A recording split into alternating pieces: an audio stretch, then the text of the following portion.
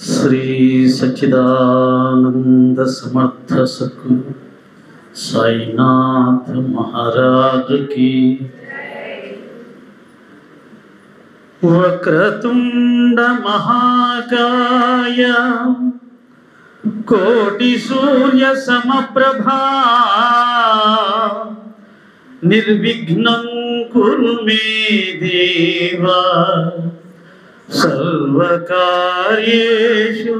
सर्वदा। या कुन्देन्दु तुषारहारधवला या शुभ्रवस्त्रावृता या वीणावरदण्डमण्डितकरा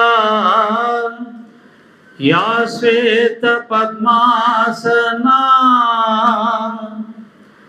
या ब्रह्माच्युत शंकर प्रभृतिभिर्देवैः सदा वन्दिता सा मां पातु सरस्वती भगवती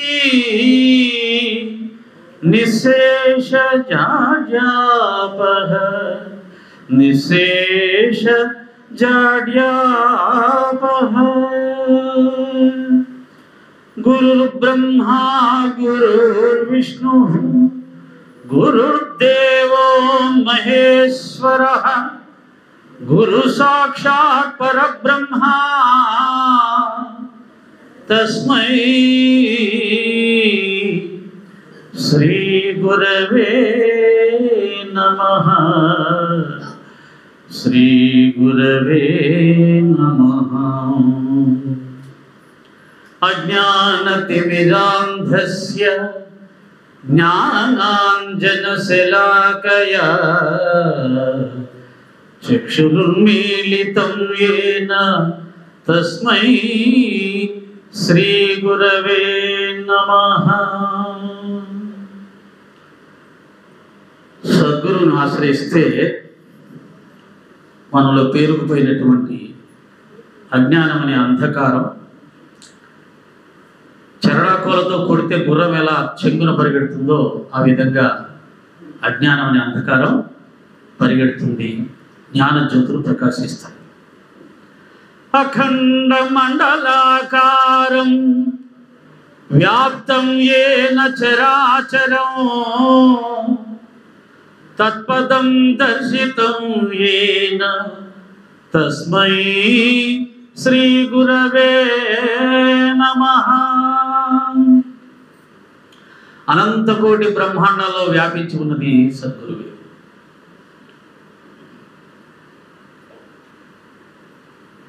ఆ యొక్క అనంత కోటి బ్రహ్మాండంలో వ్యాపించినటువంటి ఆ చైతన్య స్వరూపుడైనటువంటి సద్గురు సాయినాథుల వారి దివ్య పదపద్మలకు నమస్కరిస్తూ జీవించడం నేర్చుకోవాలి. అనేక జన్మ సంప్రాప్తౌ కర్మబంధ విదాహినే ఆత్మజ్ఞాన ప్రదానేన తస్మై శ్రీ గురవే నమః. అనేక జన్మలు ఎత్తింది జీవాత్మ, ఈరోజు కొత్తగా వచ్చింది కాదు. అది లక్షల కోట్ల తెలియదు, కానీ అనేక జన్మలు ఎత్తింది. అలా అనేక జన్మలు ఎత్తుతుందంటేనే గత జన్మల్లో అజ్ఞానంతో జీవించాం కాబట్టి మళ్ళీ జన్మ తీసుకుంటున్నాం. అలా అనేక జన్మల్లో సంప్రాప్తమైనటువంటి ఈ యొక్క కర్మ బంధాల్ని తొలగించగలిగిన వాడు ఒక సద్గురువు మాత్రమే. ఆ కర్మబంధాలను తొలగించి అజ్ఞానాన్ని తొలగించి ఆత్మజ్ఞానాన్ని ప్రసాదించగలిగిన ఏకైక వ్యక్తి ఎవరన్నారు ఈ సృష్టిలో అంటే ఒక్క సద్గురువు మాత్రమే. ఇది పరమేశ్వరుడు గురు చరిత్రలో అమ్మవారికి చెప్పింది. మన్నాథో శ్రీ జగన్నాథో మద్గురు శ్రీ జగద్గురు మమాత్మా సర్వభూతాత్మా తస్మై శ్రీ గురవే నమః.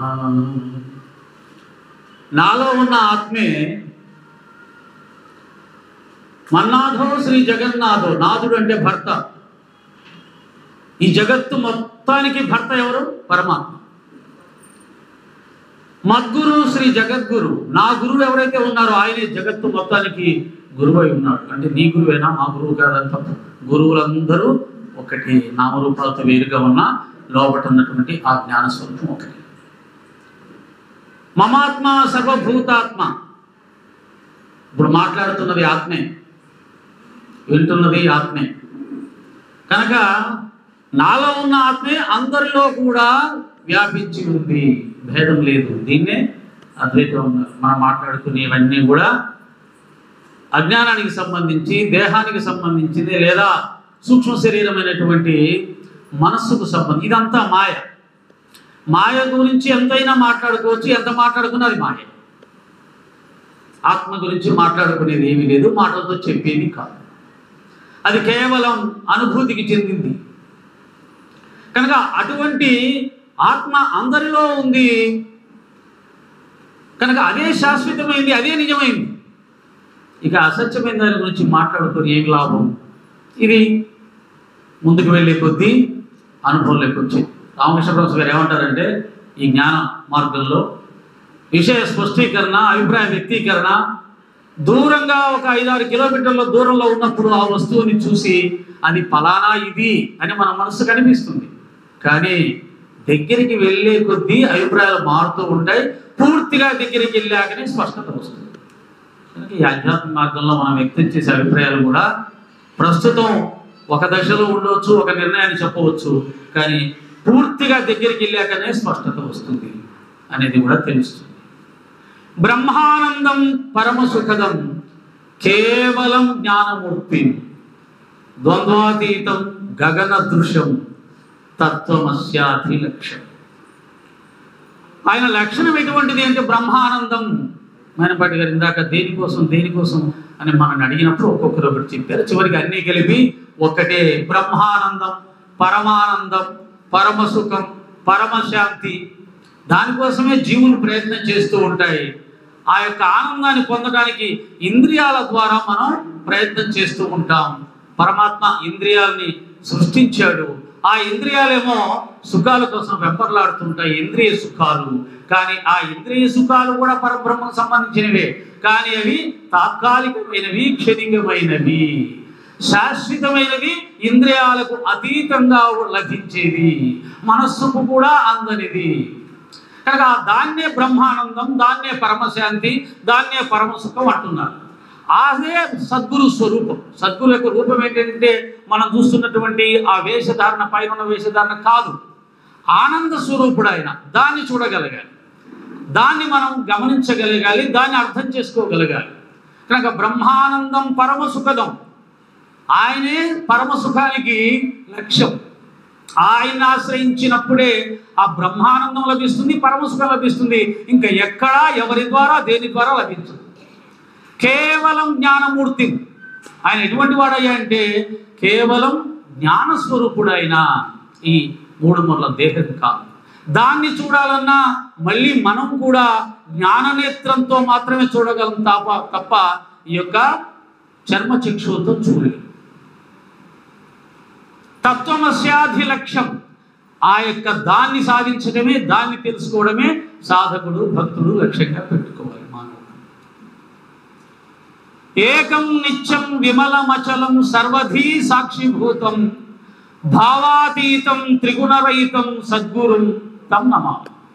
ఏకం, ఉన్నది ఒక్కడే, 2 లేవు. మనం అందరం కూడా మీరు వేరు నేను వేరని మాట్లాడుకుంటున్నాం నామరూపాలతో.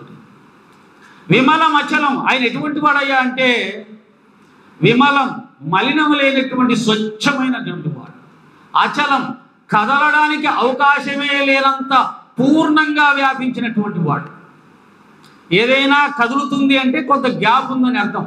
కానీ ఆయన అంతటా వ్యాపించి ఉండడం వల్ల కదలడానికి అవకాశమే లేదు. సర్వధీ సాక్షిభూతం. కేవలం ఇది లైట్లన్నీ ఉన్నాయి, ఈ కార్యక్రమం జరుగుతుంది, ఇది చెయ్యి ఇది చెయ్యొద్దని చెప్పదు. కానీ అన్నీ జరగడానికి అదే కారణమైంది. ఆ విధంగా పరమాత్మ సాక్షిభూతుడుగా ఉన్నాడు. కానీ మన కోరికలు తీర్చడము ఇంకొకటి కాదు. అవి కూడా చేస్తాడు. కారణం ఎందుకంటే మనం ఆ స్థితిలో ఉన్నాం కాబట్టి మన స్థితికి దిగి మనకు కావలసినవి కూడా ఇస్తున్నట్టుగా ఇస్తాడు, అన్ని చేస్తాడు. నెమ్మది నెమ్మదిగా ఆ స్థాయికి రమ్మని ఆయన చెప్తాడు. సరే, ఇది గురుస్తోత్రం ఆదిశంకర భగవత్పాదులు గారు రచించినటువంటిది. ఎన్ని చెప్పుకున్నా ఓ 3 గంటల సినిమా చూస్తే భక్త తుకారం సినిమా చూడదు, కానీ చూసేటప్పుడే ప్రతి ఒక్కరు భక్త తుకారం అయిపోవాలి రేపు పొద్దున్నే అని మగవాళ్ళందరూ నిర్ణయం చేసుకుంటారు. సతీ సక్కుబాయి సినిమా చూస్తున్నారు అనుకోండి, ఆడవాళ్ళందరూ రేపు పొద్దున్నే సక్కుబాయి అయిపోతే శ్రీకృష్ణ పరమాత్మ మన ఇంట్లో వచ్చి నీళ్ళు మోస్తాడు, అబ్బా మనం ఎంత గొప్ప భక్తులు, సాక్షాత్ పరమాత్మే మన ఇంట్లో సేవ చేస్తాడు, ఆ స్థాయి సంపాదించుకోవాలి అని సినిమా ప్రభావం అన్నట్టుగానే ఇక్కడ కూడా ఈ సత్సంగాల్లో మనందరికీ కూడా తాత్కాలికంగా దాని మీద ఒక శ్రద్ధ, ఒక భక్తి కలగవచ్చు. కానీ ఇంతకుముందు చెప్పుకున్నట్టుగానే ఆ గేట్ దాటి ఇంటికి వెళ్ళగానే ఎవరి సంసారం వారిది, ఎవరి భార్య, ఎవరి భర్త, పిల్లలు, ఇంట్లో ఉన్నటువంటి ఈ వస్తు ప్రపంచం, మళ్ళీ వాటిల్లోనే చాలా వరకు పడతాం. అంతేనా? లేకపోతే ఇప్పటికీ కొన్ని వందల వేల సత్సంగాలు విని ఉంటాం, ఇంతకంటే ఇంకా పెద్ద పెద్ద సత్సంగాలు విని ఉంటాం, గొప్ప గొప్ప సాధకులు సత్పురుషులు అవధూతల్ని దర్శించి ఉంటాం, వాళ్లకు సాష్టాంగ ప్రణామాలు చేసి ఉంటాం, సేవలు చేసి ఉంటాం. కానీ ఎక్కడ వేసిన బొంగలు అక్కడేనా అనగానే కొంత పైకి కిందికి ఊగిసలాట అనేది మాత్రం జరుగుతున్న స్థితిలోనే ఉంటుంది. ఏదన్నా లాభం వస్తే సంతోషిస్తాం, ఏదైనా నష్టం వస్తే కొద్దిగా ఇబ్బందిగా ఫీల్ అవుతూ ఉంటాం. ఇది ఉంది అంటే ఇంకా అజ్ఞానం ఉన్నట్టే. అప్పుడు ప్రశ్న, ఎన్ని సత్సంగాలు విన్నావు, ఎందరి మహాత్ములు దర్శించావు, ఇన్ని సంవత్సరాలైనా ఇంకా ఈ యొక్క సుఖం దుఃఖం రెండింటి మధ్యలో ఉన్నావు కదా, మరి వాటి ప్రభావం ఏంటి అని మనకు ప్రశ్న వేసుకున్నప్పుడు, ఎందుకు ఇలా జరుగుతుంది అన్నప్పుడు దానికి కావలసినటువంటి ఆ కమిట్మెంట్ సాధించాలనే లక్ష్యం లేకపోవడమే. మరి అది ఎందుకు రావట్లేదు అని అంటే, ఇందాక చెప్పినట్టుగా మనుష్యానాం సహస్రేషు కశ్చిదతి సిద్ధయే యతతామపి సిద్ధానాం కశ్చిన్మాం వేత్తి తత్వతః. వేల కొలది మనుష్యులలో ఒకానొకడు మాత్రమే ఈ ఆధ్యాత్మిక మార్గం మీద శ్రద్ధ చూపిస్తాడు. ఆ వేల కొద్ది మనుషుల్లో మనందరం కావడం ఒక అదృష్టమే. అలా ప్రయత్నం చేసిన వారిలో కూడా ఒకానొకడు మాత్రమే నా యథార్థ స్వరూపాన్ని గ్రహిస్తాడు అన్నాడు. బాబా గారు కూడా చెప్పాడుగా, బాబా నీ దగ్గరికి ఇంతమంది వస్తున్నావు కదా, నువ్వు సాక్షాత్తు పరబ్రహ్మ స్వరూపుడివి కదా, సద్గురువు కదా, నిన్ను ఆశ్రయించిన వాళ్ళందరూ ధరిస్తారా అంటే మామిడి చెట్టు పూత చూపించి చెప్తాడు. ఎందుకు అలా జరుగుతుంది అంటే, అందులో మన సంకల్ప బలాల లోపం ఉంటుంది, మన సంస్కారాల ప్రభావం ఉంటుంది, పూర్వజన్మల యొక్క రుణానుబంధాలు ఉంటాయి, ఇవన్నీ ఎన్నో ఉంటాయి. ఈ అన్ని కారణాల వల్లే సాక్షాత్ కృష్ణ పరమాత్మ ఈ స్టేట్మెంట్ ఇచ్చాడు. అయ్యా, ఈ మార్గంలోకి రావడం అంత సులభం కాదు, ఎవరో ఒకడొస్తాడు, అలా వచ్చిన వాడు కూడా గమ్యం చేరుకునేవాడు ఒకటి కారణం. దాని ఇందాక చెప్పిన అనేకమైనటువంటి కారణాలు ఉంటాయి. అలాగని భయపడాల్సిన అవసరం లేదు. దీని యొక్క ఏమంటారు, చిన్నపిల్లవాడు ఫస్ట్ స్కూల్కి తీసుకెళ్ళమంటే వాడు భయపడిపోతాడు. వాడు అమ్మ కాలు పట్టుకొని భయంకరంగా నేను వెళ్ళనంటాడు, ఏడుస్తాడు. చివరికి ఎలాగో చాక్లెట్ ఇచ్చి బిస్కెట్ ఇచ్చి వాడికి తీసుకెళ్ళి స్కూల్లో పెడితే నెమ్మది నెమ్మదిగా వాడికి స్కూల్కి వెళ్ళడం అలవాటు అవుతుంది. మనం కూడా ఇటువంటి కార్యక్రమాల ద్వారా నెమ్మదిగా స్కూల్కి వచ్చి కూర్చోవడం అలవాటు చేసుకుంటున్నాం. ఇది ఒక ప్రయోజనమేగా. అసలు పోవడమే ఇష్టం లేనటువంటి స్థితి నుంచి పోవడం అనే దాన్ని మనం నేర్చుకోగలిగాం. వచ్చిన తర్వాత మాస్టర్ గారు చెప్పేటప్పుడు ఉన్న 40 మందిలో ఒకడు టకటకా రాసేస్తాడు ఏకసంధాగ్రహి, ఒకడు కొద్దిగా స్పీడ్గా అర్థం చేసుకుంటాడు, ఇంకొకడు ఉంటాడు ఎన్నిసార్లు రాసినా కానీ వాడికి రాదు. వాళ్ళ బుద్ధి దాన్ని బట్టి ఉంటుంది. అయినా వాళ్ళందరూ విద్యార్థులే.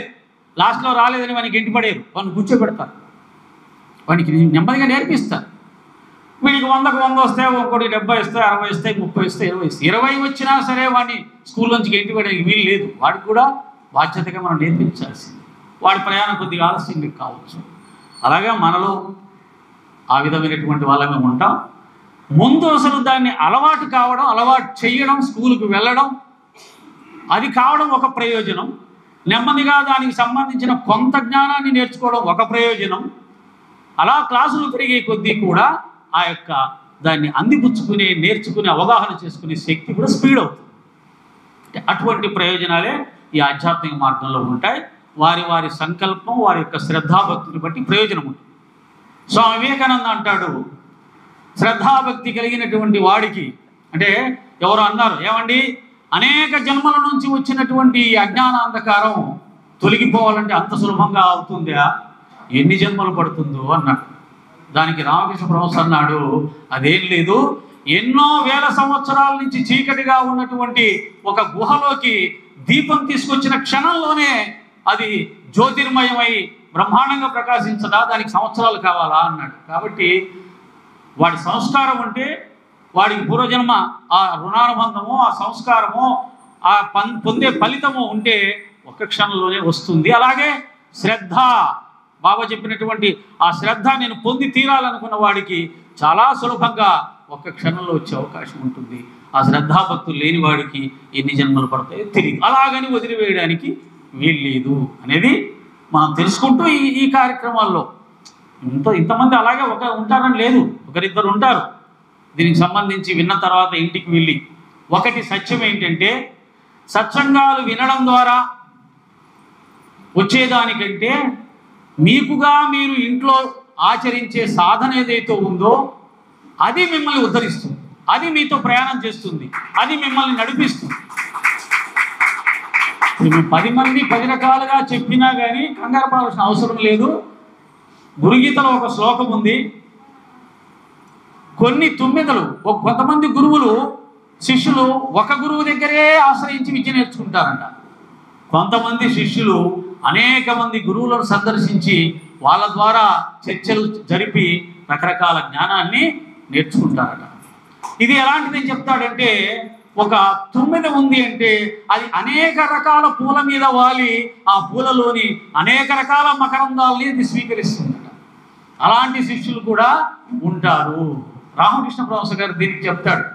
వాడికి ఒకే దేవుడు, ఒకే నామం, ఒకే రూపం అని కొంతమంది చెప్తారు. అది కూడా గమ్యం చేసేది ముఖ్య సాధనే. కానీ దానికి ఆయన ఏమంటాడంటే, సరే వాడికి ఒకటే కూర తినే అలవాటు ఉంది, తినని, నేను చేపల వేపుడు తింటాను, చేపల కూర తింటాను, చేపల పులుసు తింటాను, ఇంకా చేపలతో ఎన్ని రకాలు చేసుకోవాలో అన్ని రకాలుగా తింటాను, అరిగే శక్తి నాకు ఉంది కాబట్టి నేను తింటాను, అరుగుదల లేనివాడు వాడికి ఏం కావాలో అదే తింటాడు, అందరూ అలాగే తినాలనే ఉంది అన్నట్టుగా ఆ మహానుభావుడు అలాగే సాధన చేశాడండి.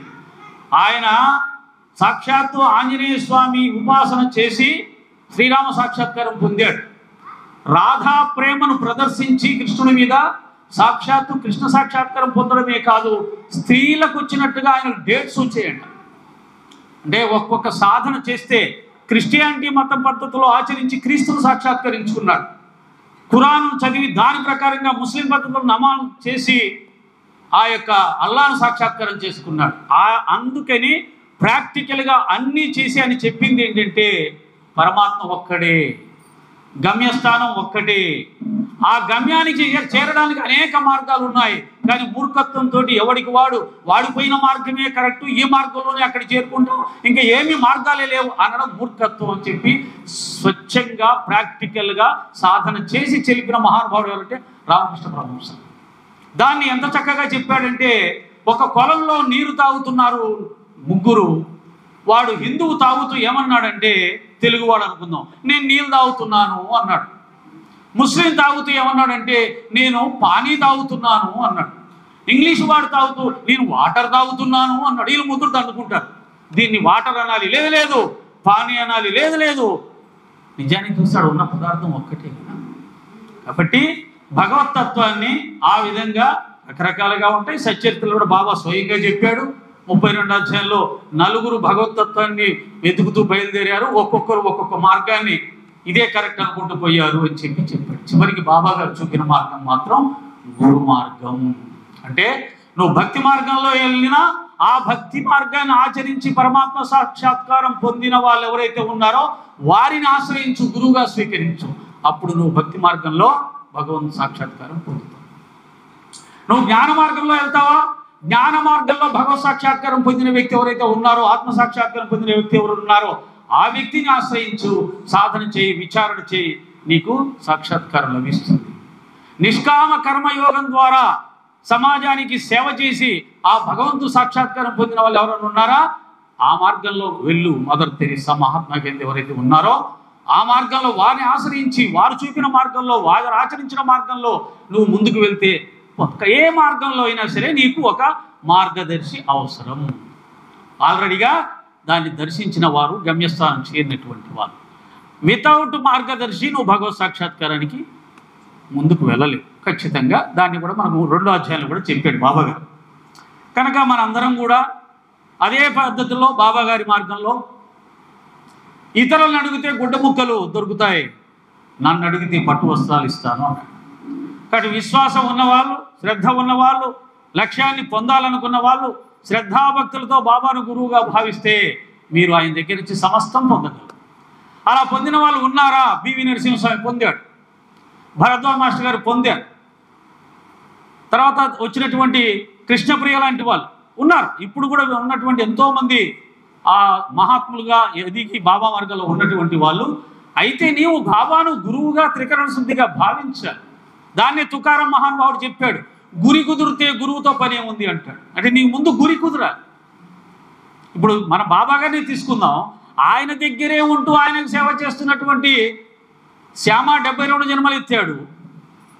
ఆయనతో 4 జన్మల అనుబంధమే ఉన్న కాకాసాహెబ్ దీక్షిత్ మోక్షం పొందాడు. అంటే ఒక గురువుని ఆశ్రయించినంత మాత్రాన అందరూ జ్ఞానులు అయిపోతారా? అందరూ మోక్షాన్ని పొందుతారా? కాదు. మళ్ళీ అక్కడ ఆశ్రయించిన వాడి యొక్క శ్రద్ధాభక్తులు కూడా కారణం. ఇలాగా మనం ఈ మార్గంలో బాబాగారి, ముఖ్యంగా బాబాగారు లాంటి గురువు, ఇందాక మైనపాటి గారు చెప్పినట్టుగా, మన మధు చెప్పినట్టుగా చాలా గొప్ప ప్రేమగల గురువును మనం పొందాం. నాకు ఎప్పుడు దాంట్లో సచిత్ర మొత్తంలో ఇష్టమైంది ఏంటంటే ఆయన ఎంత గొప్పగా మనల్ని గుర్తుపెట్టుకుంటాడు, అనుగ్రహిస్తాడు అంటే, ఆయన బాలబోసు కాదు, సంథింగ్ తుకారం ఏదో పేరు, నాకు పేరు తెలియదు. 4 సంవత్సరాల క్రితం బొంబాయిలో ఒక కిరాణా దుకాణంలో ఉన్న బాబా ఫోటో చూసి నమస్కారం పెడితే 4 సంవత్సరాల తర్వాత వస్తే బాబా అంటాడు, ఇతను నాకు 4 సంవత్సరాల నుంచి తెలుసు అన్నాడు. అంటే కేవలం ఒక నమస్కారం పెట్టిన వ్యక్తిని 4 సంవత్సరాల నుంచి మననం చేస్తున్నాడు బాబా, గుర్తుపెట్టుకున్నాడు బాబా. మరి మీరు, నేను అందరం ఇన్ని సంవత్సరాల నుంచి పాదాలు పెట్టుకొని తెలుసో తెలియకో వచ్చో రాకో ఏదో ఒకటి చేస్తున్నాం కదా, వదిలిపెడతాడా? లేదు. మనం ఎప్పుడైతే ఆ గురు మార్గంలోకి వచ్చామో, ఆయన పాదాలు పట్టుకున్నామో, చివరి దశ వరకు మనను గమ్యస్థానం చేర్చే వరకు ఎన్ని జన్మలైనా మనల్ని పట్టి నడిపిస్తూనే ఉంటాడు. అటువంటి గురువును మనం పొందాం. ఎన్నో జన్మల పుణ్యఫలం ఉంటే తప్ప ఇటువంటి గురు మార్గంలోకి రావడం జరగదు. ఇది సరే. ఇప్పుడు మనందరం ఒక బలాన్ని పుంజుకొని, అయ్యా మేము గొప్ప గురువుని పట్టుకున్నాం, మేము పొరపాటున కొద్ది వెనక ముందు ఉన్నా కానీ, అజ్ఞానంతో ఉన్నా కానీ సాయినాథుల వారు మమ్మల్ని వదిలిపెట్టకుండా నడిపిస్తాడు అనికే ఒక విశ్వాసంతో మనం ముందుకు వెళ్ళే ప్రయత్నం చేస్తాం. ఇక విశ్వాసాలు రకరకాలుగా ఉంటాయి. ఎంత స్థాయికి వెళ్ళినా కానీ కొంతమంది విశ్వాసాలు రకరకాలుగా ఉంటాయి. నా ఎక్స్పీరియన్స్ చెబితే, ఈ సత్సంగ కార్యక్రమం ఏర్పాటు చేసినప్పుడు కృష్ణకి చెప్పాను, ఎండాకాలం ఎండలు మండిపోతున్నాయి, అవసరమా? లేదండి, మన కుమార్ గారు అడిగారు, చాలా ఇంట్రెస్ట్ చూపిస్తున్నారు, ఎలాగైనా రావాలి. అసలు ఎండాకాలం సత్సంగాలు వద్దయ్యా, సత్సంగానికి ఒక చక్కటి వాతావరణం ఉండాలి. నాకు తెలిసినంత వరకు ఒక చక్కటి వాతావరణం, ప్రశాంతమైనటువంటి వాతావరణం. మీకు తెలుసు, ఈ ఆధ్యాత్మికంలో సాధనలు కొనసాగించడానికి ఎంతోమంది హిమాలయాలకు పోతుంటారు. ఎందుకని? అక్కడ ఉండే ఒక ప్రశాంతమైన వాతావరణం, కళ్ళకు ఆహ్లాదకరమైన వాతావరణం, శరీరానికి చాలా చక్కటి ప్రశాంతమైనటువంటి ఏసీలో ఉన్నట్టుగా 24 గంటల ఏసీలో ఉన్న వాతావరణం. అంటే వాతావరణం శరీరానికి సహకరించినప్పుడే ఈ ఆధ్యాత్మికం అనేది ఎక్కుతుందమ్మా, లేకపోతే ఉట్టిదే. ఇంకా దాంట్లో మైనపాటి గారు చెప్పినట్టు భోజనం చేసిన తర్వాత ఫుల్గా నిద్ర వచ్చే సమయంలో కూర్చొని ఇంకా చెప్పండి మీరు సత్సంగం అని చెప్పి అంటే, అది దానికంటే నిజంగానే దుర్మార్గం లేదు, దానికంటే కఠినత్వం కూడా లేదన్నమాట. అంటే దాని విలువని గుర్తించలేకపోవడం, దాని యొక్క ఫలితాన్ని మనం ఏమి లెక్క చేయకుండా పోవడం అని కూడా చెప్పుకోవచ్చు. కానీ ఇక్కడ చెప్పేవాడికి బాధ్యత చాలా పెరుగుతుంది. అందుకు పొద్దున 10 గంటలకే నిద్రపోతున్నారని మా బావగారు నారాయణ హరి అని పిలుస్తూ ఉన్నాడు, నిద్రపోతున్నారని చెప్పేసి. అంటే 10 గంటలకే, అంటే 10 గంటలకే నిద్రపోయే స్థితిలో ఉన్నటువంటి శారీరక స్థితులు ఉన్నాయి మనందరికీ. అందుకనే రామకృష్ణ పరమహంస అంటాడు, ఈనాటి మానవులందరూ అన్నగత ప్రాణులు, అన్నం తింటే బ్రతుకుతారు, చచ్చిపోతారు లేకపోతే. కనుక ఈ ఎండాకాలం సత్సంగం ఏంటయ్యా, వద్దులే అంటే, లేదు కుమార్ గారు చాలా శ్రద్ధ ఇంట్రెస్ట్ చూపిస్తున్నారు రావాలి అంటే సరే అన్నాం. ఏదో మొన్న 3 వర్షాలు పడ్డాయి, పర్వాలేదు, కొంత ఊపిరి పీల్చుకున్నాం. ఆ తర్వాత స్టార్ట్ అయింది 4-5 రోజుల నుంచి ఎండ భయంకరంగా వస్తుంది. అప్పటి నుంచి తిట్టుకోవడం మొదలుపెట్టాను ఈ కృష్ణానికి. ఈ గురువుగారు ఎండాకాలం వస్తుంది, ఎంత ఘోరం గురువుగారు అని ఎప్పుడు చెప్తుంటాడు, ఇప్పుడేమో ఈ ఎండాకాలం సత్సంగం పెట్టాడు. ఎలా పోవాలి, అక్కడి నుంచి శ్రీశైలం నుంచి రావాలి, ట్రైన్ లేదు, ఆ బస్సులో ప్రయాణం చేసుకుంటూ ఆ వడగాలికి ఏమైపోతాను. అసలే నేను శారీరకంగా చాలా సున్నితం, ఆడవాళ్ళ కంటే సున్నితం. దానివల్ల ఆరోగ్యం మీద విపరీతమైన శ్రద్ధ. ఆరోగ్యం ఎక్కడైనా పాడైపోతుందా అంటే ఇవి వారం రోజుల నుంచి భయపడుతుంటా, అమ్మో మళ్ళీ ఎలాగా ఆరోగ్యం కుదురుకోవాలంటే ఎట్లాగా, నా కుటుంబ పరిస్థితులు, నాకున్నటువంటి ఇబ్బందుల వల్ల నేను భయపడతాను. ఆరోగ్యాన్ని ఒక్కటే కోరుకుంటా, ఇంకేం కోరుకోను. కాబట్టి ఏం చేయాలి అనుకుంటూ దగ్గరికి వస్తూ ఉంది. కృష్ణకి చెప్పాను, కృష్ణ భలే పని చేసావు, సత్సంగం పెట్టేవాడు అని చెప్పేసి. ఇంకా రేపు సత్సంగం అనగా అంటే నిన్నగాక మొన్న అండి, రాత్రి 10 గంటలకు కూడా వేడి తగ్గలేదు, వడగాలు తగ్గలేదు, చెమట కారిపోతుంటే, మొన్న ఎలక్షన్ డ్యూటీకి వెళ్ళి ఆరోగ్యం పాడు చేసుకొని పడిపోయినంత పని అయిపోయింది.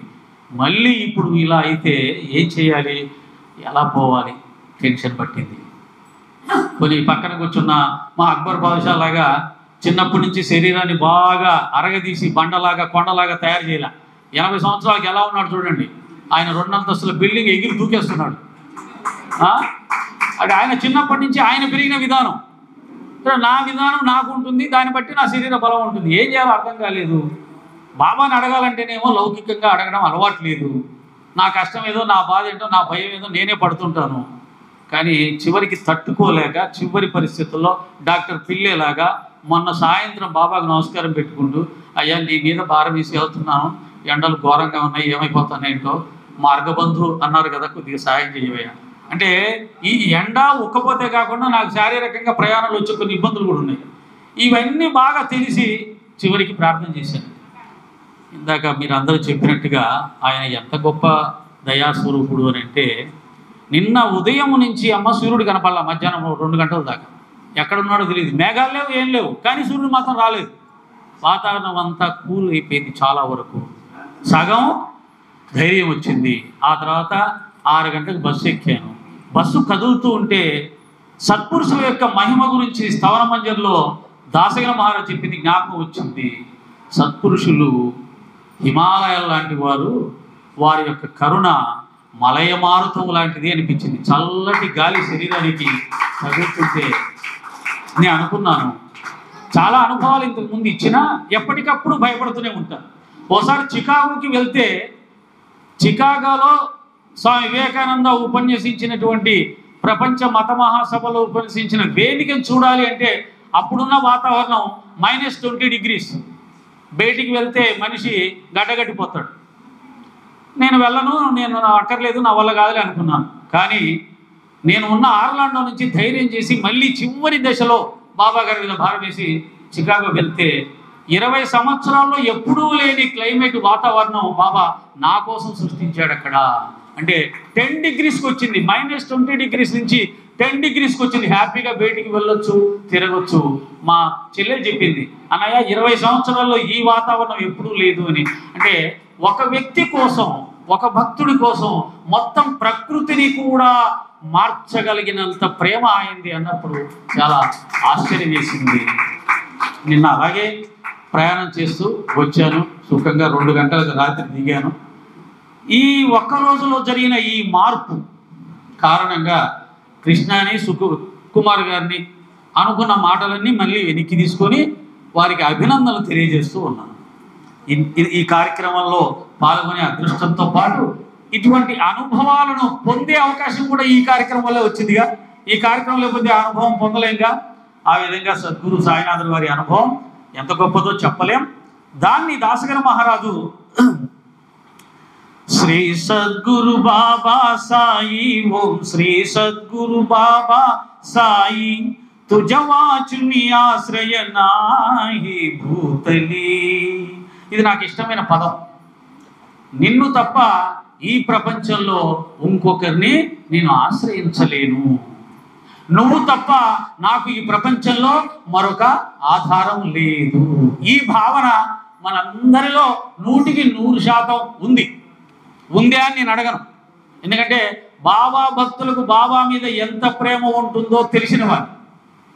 ఆనాడు శ్రీకృష్ణ పరమాత్మని గోపికలు ఎంత ఎక్కువగా ప్రేమించారో, ఆరాధించారో, పరవశించారో ఆయన నామం వింటే, సాయిబాబా పేరు వింటే సాయిబాబా భక్తులు కూడా అలాగే పరవశిస్తారు. అది అందరికీ తెలిసినటువంటి నగ్న సత్యం. మీ పాపి పతిత ధీమందాహు, మీ పాపి పతిత ధీమంద తారణే మలా గురునాథ జడకరి. ఇది దాసరి మహారాజులో ఉన్న గొప్ప లక్షణం. నేను ఒక పాపిని, నేను ఒక పతితుని, నేను ఒక జడ పదార్థాన్ని. జడ పదార్థం అంటే ఏంటి? ఎంత చెప్పినా అర్థం కానిది వాడిని జడం అంటాడు. వాడు ఒక జడ పదార్థం రాడు. ఈ నాలో ఇన్ని అవలక్షణాలు ఉన్నాయి, అటువంటి నన్ను ఉద్ధరించే సాయిబాబా అని పిలుస్తున్నాడు ఆయన. తప్పకుండా మీకు ఒక గొప్ప విషయం ఏంటంటే, సాయినాథుల వారి అవతారం ఒక విశిష్టత, సత్పురుషుల గొప్పతనం ఇదే స్థావర మంజరిలో చెప్పింది. మీరు చదివితే తెలుస్తుంది. సత్పురుషులు పతితులను, పాడైపోయిన వాళ్ళని, భ్రష్టులను ప్రేమించినంతగా మంచి వాళ్ళను ప్రేమించడు. వాళ్ళు వచ్చింది వాళ్ళ కోసమే. మంచివాడు ఎలాగో మంచివాడే ఉంటాడు, వాడి దారిలో వాడు ప్రయాణం చేస్తాడు, సమాజానికి వచ్చే నష్టం లేదు. కానీ సత్పురుషులు మాత్రం పాడైపోయి భ్రష్టు పడుతున్నటువంటి వాళ్ళని మాత్రమే ఎక్కువగా ప్రేమిస్తారు, ఎక్కువగా దగ్గర తీస్తారు. అది సాయినాథుడి యొక్క మార్గంలో కూడా మనకు కనిపిస్తుంది. ఏమిటంటే, ఆయన ఆరిపోయిన అగ్గి పుల్లలను ఏరి జేబులో వేసుకునేవాడంట. అలాగే పచ్చి కుండల్ని ఉపయోగించి నీళ్లు, అంటే ఈ రెండు పనికిరానివే. పచ్చి కుండతో నీళ్ళు వస్తే ఎమ్మటే పగిలిపోతుంది. ఆరిపోయిన పుల్లలు ఎందుకు పనికి వస్తాయి? ఊడ్చి పడేస్తాం. దాన్ని బట్టి ఆయన అవతార కార్యం తెలుస్తుంది. భ్రష్టులు, పతితులు ఎవరైతే ఉన్నారో వారి కోసం నేను వచ్చాను కనుకనే సాయినాథుడి తత్వం ఈనాడు ఇంత విశ్వవ్యాప్తమైంది. ఎంతో మంది సాయి మార్గంలో ఉన్న వాళ్ళని చూశానమ్మా. మనుషుల్ని కత్తులు తీసుకొని నరకడానికి వెంటబడ్డ వాళ్ళు, నాస్తికులు, ఇలాంటి హేతువాదులు, దేవుడు ఉన్నాడా, ఉంటే రుజువు ఏమైనా ఉందా అని అడిగే వాళ్ళు కూడా మనకంటే కూడా బాబా భక్తులైపోయి ఈరోజు మన ముందుకు దర్శనమిస్తూ ఉన్నారు. అంటే అది సాయినాథుడి యొక్క అవతార కార్యం మనకు తెలియజేస్తుంది. తూ శాంతి క్షమేచా మేరు, తూ శాంతి క్షమేచా మేరు, తుమి భవార్ణ వీచేతారు గురువరా. శాంతి క్షమలో సాయినాథుల వారు మేరు పర్వతం లాంటి వారు అంటున్నారు. అంటే దాన్ని మించిన పర్వతం లేదు ఇంకా. అంటే అల్టిమేట్ బాబా గారు క్షమించడంలో, శాంతంలో అంతకు మించినటువంటి వ్యక్తిత్వం ఉన్న వాళ్ళు ఎక్కడ మనకు కనపడరు. కాబట్టి మనలాంటి వాళ్ళము బాబా మార్గంలో ఎన్ని తప్పులు చేసినా, ఇంకా కొంతమంది ఎన్ని పాపాలు చేసినా ఆయన చేత ప్రేమించబడుతున్నాం. ఇంకా మనని ఆయన ఉద్ధరించడానికి అంతకు ముందు కంటే ఎక్కువగా ప్రయత్నం చేస్తున్నాడు. మనని నలుగురిలో ఇంకా గౌరవింప చేయడానికి, పూజింప చేయడానికి కూడా ఆయన ప్రయత్నం చేస్తున్నాడు. ఇవన్నీ కూడా ప్రత్యక్ష నిదర్శనాలుగా మనకు కనిపిస్తూ ఉన్నాయి. అలాగే శాంతి క్షమలో ఆయన మేరువు లాంటి వాడు. అలాగే భవార్ణ వీచే తారు గురువర. ఈ యొక్క భవార్ణవం అంటే ఈ భవసాగరాన్ని మనం ఈదడానికి ఆయన మనకు నౌకలా ఉపయోగపడతాడు. అంటే మనందరినీ అందులో ఎక్కించుకొని సురక్షితంగా ఒడ్డుకు చేరుస్తాడు చాలా ఓర్పుతో. అంటే ఇందాక చెప్పినట్టుగా ఎవరో పొద్దున బాబా ఏది కూడా ఉపన్యాసంలో చెప్పరా, ప్రతిదీ కూడా ఆచరించిన తర్వాత చెప్పాడు. అంటే ఆ శాంతంలో ఆయన మించిన శాంతం లేదు, ఆ క్షమించడంలో ఆయన మించిన క్షమాగుణం ఇంకెవరికి లేదు. అలాగే మనందరినీ ఉద్ధరించడానికి ఆయన చూపినటువంటి ఆ యొక్క శ్రద్ధ కానీ ఇంకోటి కానీ మరి ఎవ్వరూ కూడా ఇంతకుముందు ఊరికనే ఏది రాదండి. ఎంతో మంది మహాత్ములు పుట్టారు, అవతరించారు ఈ భూమి మీద. కానీ ఏ ఒక్కరూ కూడా సాయినాథునిలాగా సత్పురుషుడిగా అవతరించి, గురువుగా అవతరించి, భగవంతుడితో సమానంగా మందిరాలు కట్టించుకొని పూజింపబడుతున్న ఏకైక సత్పురుషుడు సద్గురువు సాయినాథుడు. ఊరికనే రాదు. ఆయన చాలా చేశాడు, సమాజానికి చాలా ఇచ్చాడు. అందుకు మనందరం ఆయన వైపు మళ్ళాం తప్ప ఊరికనే కాదు. ఊరికనే ఏది రాదు, మాటలు చెప్తే ఏది రాదు నిజంగానే. గురువరామజసి పామర అత ఉద్దర త్వరితలవలాయి మీ బుడతో భవ భయడోయి ఉద్దర. ఇది ఆనాటి యొక్క భక్తుల గొప్పతనం. కాకసార్ దీక్షిత్, దాసగన్ మహారాజ్ వాళ్ళు ఏమనుకున్నారంటే బాబా దగ్గర, బాబా మీ దగ్గర మేము ఒక బుడతలు, ఒక చిన్న పిల్లల. కాకసార్ దీక్షిత్ రాస్తాడు బాబా బాలుడు అని రాసుకుంటాడు, అంటే బాబా యొక్క బిడ్డని అని రాసుకుంటాడు. దాసగన్ మహారాజు నేను ఒక బుడతనయ్యా, నన్ను త్వరగా వెంటనే ఉద్ధరించవయ్యా అని ఆర్తితో ప్రార్థన చేస్తూ ఉన్నాడు. కనుక అంతేకాదు ఆ మహానుభావుడి గురించి ఇంకా ఒకటి తెలుసుకోవాలి, అందరం తెలుసుకోవాలి. ఎంత గొప్పవాడు దాసగన మహారాజు అంటే బాబా అనుగ్రహం వల్ల ఒక కానిస్టేబుల్ వృత్తిలో కఠినమైనటువంటి హృదయంతో, పోలీసు వాళ్ళ హృదయం చాలా వరకు కఠినంగా, అలాంటి వృత్తిలో ఉన్నవాడు బాబా భక్తుడైన తర్వాత ఎంత గొప్ప స్థాయికి ఎదిగాడంటే సంగీత సాహిత్యాల్లో చాలా ఉన్నత శిఖరాలు అధిరోహించాడు. ఆధ్యాత్మిక సాధనలో ఎన్నో ఉన్నత శిఖరాలు అధిరోహించాడు. ఆయన ఆరాధనల గురించి మనకు తెలుసుకోవాలనుకుంటే బాబా గురించి, బాబా సమాధి చెందిన తర్వాత సచ్చరిత్ర భక్తుల చేతుల్లోకి వస్తే బాబా గురించి ఆనాడే సంత కథామృతం, భక్త లీలామృతం, లీలామృతం అనే గుర్తొచ్చిందా? లీలామృతం అంటే మన భరద్వాజ్ మాస్టర్ గారు రాసినటువంటి సాయి లీలామృతం గుర్తు. అంటే లీలామృతం అనే పేరు ఫస్ట్ మొట్టమొదట దాసగన మహారాజే బాబా గారి మార్గంలో మనకు చూపించడం జరిగింది. ఆ పేరు అప్పుడే వచ్చింది.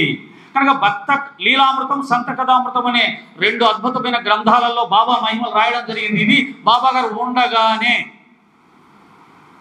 అలాగే సాయినాథ స్థవన మంజరి అనే దాన్ని అద్భుతంగా బాబా గొప్పతనాన్ని, మహిమను, లీలల్ని, అవతార కార్యాన్ని వర్ణించి బాబా స్వయంగా బాబా ముందర దాన్ని చదివి వినిపించి బాబా బ్లెస్సింగ్ తీసుకున్నాడు. దాంట్లో చెప్తాడు, 1 సంవత్సరం ఈ యొక్క గ్రంథాన్ని ఎవరైతే శ్రద్ధాభక్తులతో పారాయణం చేస్తారో వారి యొక్క త్రితాపాలు తొలగిపోతాయి అని అనేక వరాలను ప్రసాదించారు బాబా గారు. స్థవన మంజరి ఎంతమంది చదువుతారమ్మా? చేతులు ఎత్తండి. ఎంతమంది చదివారు స్థవన మంజరి? సచిత్ర తర్వాత పారాయణం చేయగలిగినటువంటి గ్రంథాల్లో స్థవన మంజరి కూడా. అటువంటి స్థవన మంజరి గురించి కృష్ణ చెప్పమన్నాడు. సరే, దానికి ముందు ఇలాగే వస్తుంటాయి ఉపోద్ఘాతాలు, ఒక అర్ధగంట నడిచిపోతాయి. సబ్జెక్ట్లోకి వచ్చేసరికి టైం లేదని అంటూనే ఉంటాం. మేము అందరం కూడా మామూలే, ఇది మన చేతిలో లేదు. ఆ మహానుభావుడు గురువు గారు మాట్లాడిస్తే మాట్లాడేది. కాబట్టి ఈ విధంగా ఇది కాకడహారతిలో దాసగన మహారాజ్ రచించబడినటువంటి అభంగం చాలా విశిష్టమైంది, నాకు ఇష్టమైంది. ఎందుకంటే జీవితంలో ఎప్పుడు తప్పులు చేస్తూనే ఉంటాం, కానీ బాబా గారు మాత్రం మనల్ని క్షమించి మన ఉన్నతికి ప్రతిక్షణం కన్న తల్లిలా ప్రయత్నం చేస్తుంది. ఆశ్చర్యం వేస్తుంది. కొన్ని మనం సభాముఖంగా చెప్పలేము, ఏం తప్పులు చేస్తున్నారని అంటే అని చెప్పలేము. అలాంటి తప్పులు చేస్తూ ఉన్నా, అజ్ఞానంతో ప్రవర్తిస్తూ ఉన్నా, కట్టుకున్న భార్యని టకా 4 మాటలని ఏడిపించినా ఆయన చెప్పినట్టుగా వేదిక మీదకి వచ్చి మాత్రం అందరం మహాత్ములాగానే ఆకాశం నుంచి ఊడిపడ్డ వాళ్ళలాగానే మాట్లాడుతుంటాం. అది వేరే విషయం, ఎందుకంటే సంసారం అన్నాక అన్నీ వస్తాయి. కానీ అలా ఉన్నా సరే సాయినాథుల వారు మాత్రం మా లాంటి వాళ్ళందరినీ పెద్ద మనుషులు చేసి ఇక్కడ వేదికల మీద కూర్చొని ఉపన్యాసాలు ఏమి ఉండదమ్మా.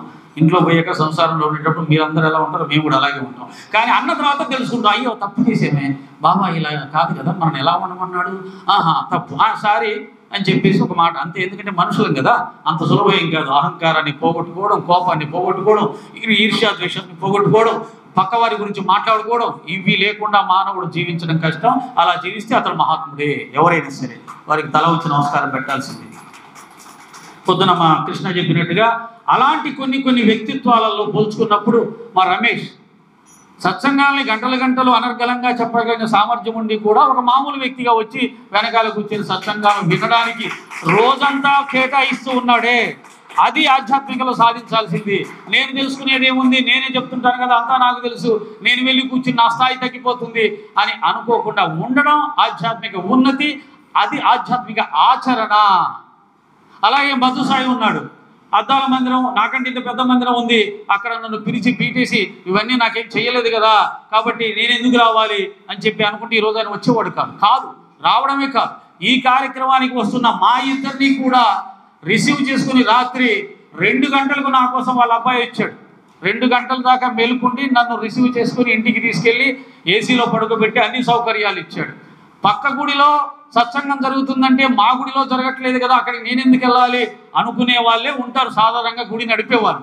కానీ ఆ గుడిలో కార్యక్రమం కూడా నా గుడిలో కార్యక్రమంతో సమానమే అనే భావనతో సర్వీస్ అందించి మొహమాటం లేకుండా వచ్చి అక్కడ పోయి కూర్చొని కుమార్ గారు వెళ్ళి బతిలాడితే కూడా అక్కర్లేదయ్యా ఇక్కడ కూర్చున్నా ఏమి ఇబ్బంది లేదు, నాకు పొద్దున అనిపించింది ఆయన బతిలాడుతున్నాడు రానంటున్నాడు, ఆయన బతిలాడుతున్నాడు రానంటున్నాడు, మా బావగారు సత్సంగం చెప్తున్నారు, ఏంటి ఇదంతా అక్కడ కూర్చుంటే కొంపే మనకు తక్కువేం కాదు అది అని. దీనికి ఏం చెప్పాలి అంటే రాష్ట్రపతి అవార్డులు ఇచ్చేటప్పుడు దేశం మొత్తానికి ప్రధానమంత్రి అక్కడ కూర్చుంటాడు, అంత మాత్రం చేత ప్రధానమంత్రి తక్కువవాడు కాడు, ప్రధానమంత్రి రాష్ట్రపతి కంటే ఇంకా గొప్పే. కానీ ఆ సందర్భంలో అక్కడ కూర్చోవడం ఆయనకి అంతే వాటి నియమాలు.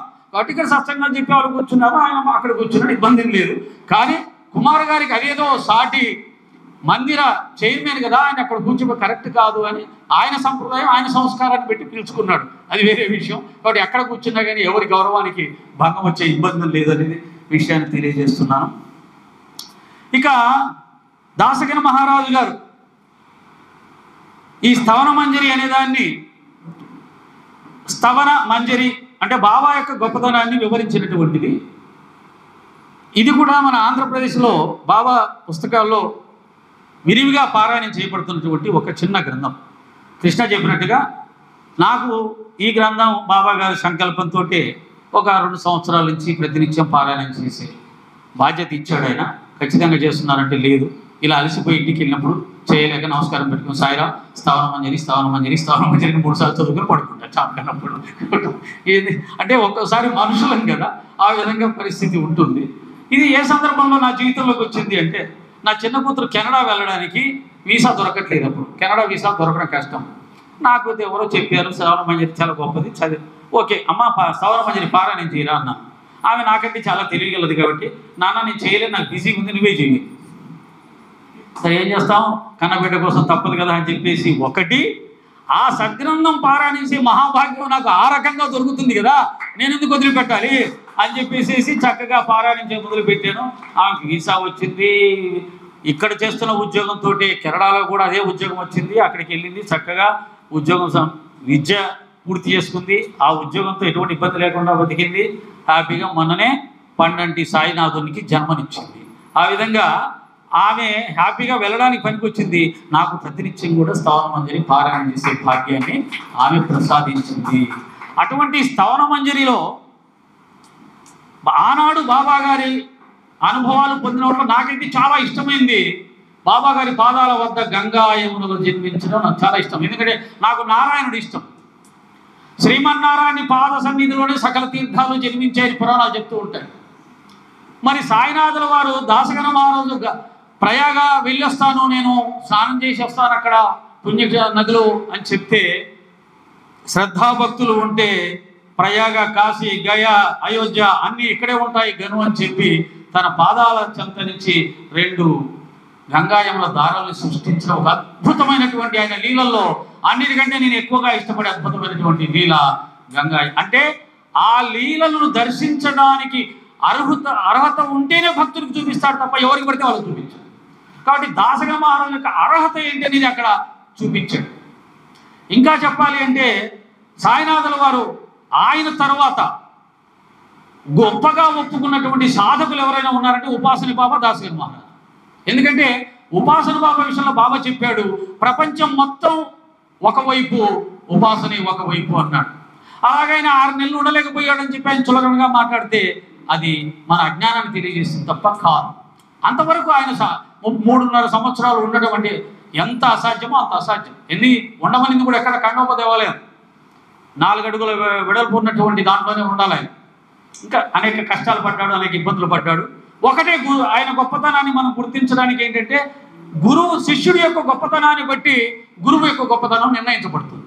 శిష్యుడు గొప్పవాడైతే ఆ గురువు ఎంత గొప్పవాడో అని వస్తుంది.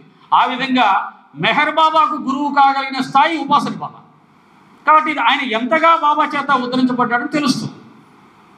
అలాగే ఉపాసని మహారాజ్ అంటారు, సాయి మహారాజ్ అలాగని పోల్చుకోవద్దు. కానీ సాయి మహారాజ్ అనే పదానికి ఉపాసని మహారాజ్, దాసగన మహారాజ్ అంటే ఊరికనే రాదండి ఇది. ఇప్పటికీ కూడా దాసగన మహారాజ్ రచించబడినటువంటి కొన్ని విషయాల్ని మహారాష్ట్ర దేశంలో పాఠ్యాంశాలుగా పెట్టారు. మరి ఆ రాసిన వాడెవరు? పుట్టుకతో గొప్ప వంశంలో పుట్టలేదు, గొప్ప విద్యా బుద్ధులు నేర్వలేదు, పిహెచ్డీలు చేయలే ఆయన. కేవలం కానిస్టేబుల్గా ఉన్న వ్యక్తి బాబా అనుగ్రహంతో ఆ స్థాయికి ఎదిగాడు. ఆ తర్వాత దాసగన మహారాజు ఎక్కడ హరికథ చెప్పినా 2000 మందికి తక్కువ కాకుండా వచ్చేవారు. ఊహించుకోండి, 2000 అంటే ఈనాడు మన ఆంధ్ర రాష్ట్రంలో చాగంటి కోటేశ్వరరావు గారు సత్సంగం చెప్తే ఎన్ని వేల మంది వస్తారో అన్ని వేల మంది ఆయన సత్సంగాన్ని వినడానికి వచ్చేవాళ్ళు. అంటే ఎంత గొప్పగా చెప్పేవాడు అనేది ఒకటి. అలాగే ఆనాడు సాయి తత్వాన్ని, సాయిబాబా గారి భక్తిని వ్యాపింపచేసినటువంటి వారిలో దాసగల మహారాజు కూడా అత్యంత ముఖ్యుడు. ఆయనని కూడా పరిచయం చేసిన నానాసాహెబ్ చందోర్కర్ ఒక ముఖ్యుడైతే, దాసగన మహారాజు అంతకంటే 100 రెట్లు ప్రచారం చేశాడు.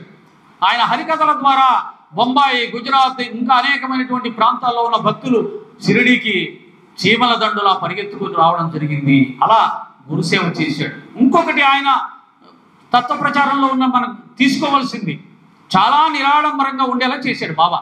ఏమై పెళ్లి కొడక ఎక్కడికి తయారవుతున్నావు, అవన్నీ తీసి నా ముందర పడే, నారదుడిలాగా తయారయ్యి హరికథలు చెప్పుకుంటే సత్సంగం చెప్పాడు. ఒంటి మీద బట్టలు తీసేసి ఒక దండ మెళ్ళలో వేసుకొని చెడతలు పట్టుకొని హరికథ చెప్పాడు. ఒక కానిస్టేబుల్ వృత్తిలో ఉన్న వ్యక్తి ఒంటి మీద బట్టలు తీసి పరమాత్మ తత్వం గురించి పరవశిస్తూ చెప్పడం అనేది ఆయన ఏ స్థాయికి వెళ్ళాడు అనేది మనకు తెలుస్తుంది. అలాగే ఏ రోజు కూడా ఆయన చెప్పిన సత్సంగానికి డబ్బులు తీసుకోలేదు. కేవలం ఛార్జీలకు మాత్రమే ఎవరైనా ఇస్తే తీసుకొని ప్రయాణాలు సాగించేవాడు. అంటే సత్సంగాల్ని డబ్బుతో ముడిపెట్టి సత్సంగాలు చెయ్యలేదు. ఇలాంటి ఒక నిరాడంబరత్వాన్ని, ఒక త్యాగగుణాన్ని మనం ఆయన దగ్గర నుంచి నేర్చుకోవచ్చు. ఇక సాయినాథ స్తవన మంజరి విషయంలోకి వెళ్తే టకటక చెప్తా. మరాఠా సంప్రదాయం, ఇంతకుముందు పొద్దున చెప్పినట్టుగా మరాఠా సంప్రదాయంలో ఏంటంటే దాని ద్వారా బాబా మనకు ఏం నేర్పిస్తున్నాడు, సచ్చరిత్ర ద్వారా కూడా పూర్వం ఉన్నటువంటి సత్పురుషుల్ని, మహాత్ముల్ని, భక్తుల్ని మర్చిపోవద్దు, వాళ్ళని గుర్తు పెట్టుకోండి ఎప్పటికప్పుడు. ఎందుకు ఇది చెప్పాల్సి వస్తుందంటే, చాలా మంది నాకు తెలిసిన సాయితత్వ ప్రచారకులు బాబాను పూజిస్తే ఎవరిని పూజించక్కర్లేదనే ఒక వితండవాదాన్ని చాలా కాలం ప్రచారం చేశారు. అది సాయితత్వంలో కరెక్ట్ కాదని చెప్పడానికి స్తవన మంజరి కావచ్చు, సచ్చరిత్ర కావచ్చు. సచ్చరిత్రలో కూడా మీకు మనమ్మ గారు సచ్చరిత్ర తీస్తే పైన శ్రీ గణేశ శారదా గురుభ్యో నమః, ఇష్టదేవత నమః, సీతారామచంద్రాభ్యం నమః అని దేవతల్ని, కులగురువుల్ని అందరినీ కూడా స్మరించాడు. అలాగే ఆ రచనకు ముందు హేమడ్ పంత్ మహాశయుడు తను పుట్టిన జన్మనిచ్చిన తల్లిదండ్రులను పెంచి పెద్ద చేసిన అన్న వదిలిని ఇంకా చాలా మందిని గుర్తు చేసుకుంటూ మరాఠా దేశంలో భక్తిని ప్రచారం చేసిన మహాత్ములందరినీ గుర్తు చేసుకున్నాడు. ఇది బాబా చూపిన మార్గం. అది వదిలేసి బాబా భక్తులైతే ఇంకెవరిని పూజించకూడదు అనే ఒక సంప్రదాయాన్ని తెచ్చారు. అది చాలా తప్పు. అది బాబా సంప్రదాయం కాదు. మీకు ఇంకా అర్థం కావాలంటే ఒక 200-300 సంవత్సరాల తర్వాత బాబా బదులు ఇంకొక మహాత్ముడు అవతరిస్తాడు భూమి మీద. ఆయన బాబా అలాగే బ్రహ్మాండంగా అందరినీ ఆకర్షిస్తాడు. అందరూ ఇంకా బాబా అక్కర్లేదు, అవసరం లేదు, ఇప్పుడు వచ్చిన మహాత్ముడిని పూజిస్తూ మనం వెళ్ళి సాయిబాబా అంటే సాయిబాబా అంటే అయిపోయింది, ఈ నుండి ఇంకెవరు అక్కర్లేదండి అన్నాం అనుకో, బాధపడతావా లేదా? కాబట్టి సనాతన దైవాలైన రామ, కృష్ణ, శివ మారుతుల్ని వదిలేయకూడదు. అలాగే ఆ మహాత్ముల్ని, భక్తిని, జ్ఞానాన్ని ప్రచారం చేసిన మహాత్ముల్ని మర్చిపోకూడదు. వారిని ఒకసారి స్మరించుకొని ఇప్పటి గురువు సంప్రదాయంలోకి నువ్వు వెళ్ళాలి. ఇది సంప్రదాయం, ఇది బాబా చూపించింది. ఇది మన సనాతన సంప్రదాయం కూడా. అంత గొప్ప సంప్రదాయాన్ని బాబా గారు మనకు చూపించారు. ఆ విధంగా చేసిన ప్రార్థనలో ఈయన కూడా అదే సంప్రదాయాన్ని ఆచరించాడు. ఆ సందర్భంలో పాండురంగణ్ణి గురించి చెప్తూ మనం నేర్చుకోవాల్సిన ఒక ముక్క ఉంది ఇక్కడ. పుస్తక జ్ఞానులు నిన్ను ఎప్పుడూ కూడా గ్రహించలేరయ్యా, తెలుసుకోలేరయ్యా అని ఒక పదం. కాబట్టి పుస్తకాల ద్వారా భగవంతుణ్ణి గ్రహించలేం మనం. మరి దేని ద్వారా గ్రహించగలుగుతాం? పుస్తకాల్లో చెప్పబడిన విధి విధానాలను ఆచరించినప్పుడు మాత్రమే పరమాత్మను మనం తెలుసుకోగలుగుతాం. ఓకే. తర్వాత సాధువులు నిన్ను తెలుసుకుంటారు, సాధువులు నిన్ను గ్రహించగలుగుతారు. సాధుత్వం అంటే పరమాత్మ శుద్ధ సత్వగుణ సంపన్నుడు. ఆనందం ఎక్కడి నుంచి వస్తుంది అంటే ఆవేశంలో నుంచి రాదండి. ఆనందం అనేది శాంతంలో నుంచి వస్తుంది, పరమశాంతంలో నుంచి వస్తుంది. పరమాత్మ యొక్క తత్వం, స్వరూపం శుద్ధ సత్వగుణం. కనుక సత్వగుణ భక్తిలోకి వెళ్ళినప్పుడే ఆయన నీకు అనుభవంలోకి వస్తాడు. ముందు పరమాత్మ ఆనంద స్వరూపుడు. ఆనందో బ్రహ్మ, బ్రహ్మతత్వం ఆనంద స్వరూపం. ఆనంద స్వరూపంలో నుంచి వచ్చిందే శక్తి. ఆ శక్తి ఇప్పుడు ప్రపంచాన్ని సృష్టిని నడిపిస్తుంది. కనుక రామకృష్ణ పరమహంస అంటాడు, ఇప్పుడు ఆ పరమాత్మ ఆనంద స్థితి నుంచి శక్తి స్థితిలోకి వచ్చి ఈ సృష్టి స్థితిలో చేస్తున్నాడు, దాంట్లో ఉన్నాడు అంటాడు. కనుక ఆ శుద్ధ సత్వగుణంలోకి నువ్వు వెళ్ళినప్పుడే ఆ పరమాత్మను పట్టుకోగలుగుతావు. కాబట్టి సాధువులు నిన్ను గ్రహించగలరు. సాధుత్వం, వాడు సాధువురా, అది సాధు జంతువురా అంటే ఎవరికి అపకారం చెయ్యని, ఎవరిని బాధ పెట్టని, ఎవరిని ఇబ్బంది పెట్టని స్థితి ఏదైతే ఉన్నదో అది దైవానికి ఇష్టం. ఆ స్థితిలోనే మనం పొందగలుగుతాం. దీన్ని సంసారానికి అన్వయించుకున్నప్పుడు ఇంట్లో కూడా మనం ఆ శాంత స్వభావంలో ఉండగలిగితే భార్యని భర్త, భర్త భార్యని, అత్త కోడలు, కోడలు అత్త కూడా బాధ పెట్టకుండా చక్కగా నెమ్మదిగా మాట్లాడతారు, అందరి ప్రేమను పొందుతారు. తర్వాత ఇది మరాఠా సంప్రదాయం సంబంధించి. తర్వాత ఆయన చెప్పిన మాటల్లో మీకు శ్రవణ మంజల్లో ఏమేమి కనపడతాయంటే గోదావరి నది యొక్క విశిష్టత తెలుస్తుందమ్మా. గోదావరికి సత్పురుషులకు ఉన్న సారూప్యత తెలుస్తుంది. సత్పురుషులకు దేవతలకు ఉన్న తేడా తెలుస్తుంది. సత్పురుషులకు సాధువులకు ఉన్న తేడా ఏమంటే సత్పురుషులు సాధువులు వేరే అంటే వేరు చేసి చూపించాడు ఆయన. వేరు అని అంటే వేరే అంటే అల సముద్రం రెండు నీరే, కానీ అల సముద్రం కాలేదు. సముద్రంలో కొన్ని వేల కోట్ల అలలు ఉంటాయి. కాబట్టి శక్తి రీత్యా చూసినప్పుడు సముద్రం పెద్దది, అల చిన్నది. కానీ పదార్థం రీత్యా చూసినప్పుడు రెండు ఒక్కటే. ఈ రెండు కూడా దాన్ని వర్ణించడం జరిగింది ఆయన. తర్వాత సత్పురుషుల లక్షణాలు చాలా ఎక్కువగా చెప్పాడు. దాన్ని ఇంతకుముందే ప్రస్తావింపజేశాడు బాబా గారు. సత్పురుషులు బాగా చెడిపోయిన వాళ్ళని, పాపులని ఎక్కువగా ప్రేమిస్తారు. కాబట్టి ఇక్కడ ఎవరమైనా నాతో కలిసి అటువంటి వాళ్ళు ఉంటే భయపడాల్సిన అవసరం లేదు, మననే బాబా ఎక్కువగా ప్రేమిస్తాడు అని ధైర్యంగా ఉండండి, అది విషయం. తర్వాత సత్పురుషులకు గోదావరికి ఉన్న సారూప్యత. గోదావరి అనేది ఆ యొక్క ప్రదేశాన్ని బట్టి గోదావరికి పవిత్రత వచ్చింది అంటాడు. కనుక ఆ ప్రదేశం ఏ ప్రదేశంలో అయితే మేఘజలము కింద పడి రూపాంతరం చెందకుండా అదే రకమైనటువంటి మేఘజలం లక్షణాలే ఉంటాయో ఆ ప్రదేశాన్ని గోదావరి అంటారు అన్నాడు. అలాగే సత్పురుషులలో మన ఎవరని పిలుస్తారంటే కామక్రోధ లోభ మోహ మదమత్సరనే అరిషడ్వర్గాలు లేని వారిని సత్పురుషులు అని పిలుస్తారు. ఈ సత్పురుషులు గోదావరి రెండు కూడా ఒకటే అని నేను భావిస్తాను అని అంటాడు. తర్వాత ఇక బాబా గురించి వచ్చినప్పుడు ఇందాక ఎవరు చెప్పారు, కృష్ణ చెప్పాడు పొద్దున బాబా గారి యొక్క సుగుణ సంపద. మీరు సుఖానికి నిలయమైన పూర్ణ పరబ్రహ్మ. మనం ఇందాక అనుకున్నాం ఒకటి, ఇంక కొద్దిగా అర్థమైనట్టు చెప్పుకుందాం. అసలు భగవంతుడు అనేవాడు ఎక్కడి నుంచి వచ్చాడు, ఎందుకు వచ్చాడు, ఎప్పుడు కనుక్కోబడ్డాడు. మన యొక్క సత్యయుగం నాటి మనుషులు ఎటువంటి కోరికలు ఆలోచనలు పెద్దగా ఏం లేవు, ఇంత వస్తు ప్రపంచం లేదు, ఇంత మాయ లేదు. కానీ అప్పుడు కూడా వాళ్ళకి భావబంధాలు ఉన్నాయి. పుట్టడం గిట్టడం అనేది భయం ఉంది, ఎవరైనా చనిపోతే బాధపడడం ఉంది. ఇవన్నీ అలాగే పేదరికం కొంత ఉంది, ఆకలి బాధ ఉంది. ఇవన్నీ ఎక్కడి నుంచి వస్తున్నాయి, ఎందుకు వస్తున్నాయి? మనుషుల మధ్యలో వ్యత్యాసాలు ఉన్నాయి, గొడవలు ఉన్నాయి, కొద్దిగా ఉంటాయి పూర్తిగా కాకపోయినా కానీ. ఇవన్నీ ఎందుకు వస్తున్నాయి మనిషికి? ఈ సుఖ దుఃఖాల కారణం ఏంటి? ఈ మరణ భయం ఏంటి?